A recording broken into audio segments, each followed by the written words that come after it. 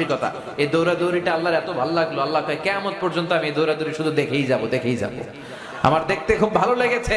হাজার যেমনি দৌড়ালো তোমরাও দৌড়াবা। হজ যারাই করতে যাবে, উমরা করতে যাবে, এখানে না দৌড়ালে হজই হবে না। সুবহানাল্লাহ পড়বেন না?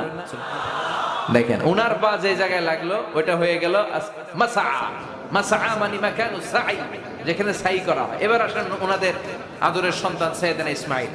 উনি দৌড়াদৌড়ি করে পানি পায় না, হঠাৎ পানির আওয়াজ, call call call call call call পানির আওয়াজ।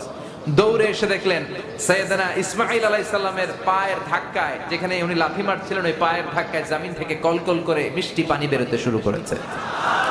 তাইলে বাবার পা যে জায়গায় লেগেছে ওইটারে মুসাল্লা বানাইছে কে? মায়ের পা মানে ওয়াইফের পা যে জায়গায় লেগেছে ওই জায়গাটারে সাই করার জায়গা করেছে কে? সন্তানের পা যে জায়গায় লেগেছে ওইটারে জমজমের কুয়া বানাইছে কে? সুবহানাল্লাহ পড়বেন না?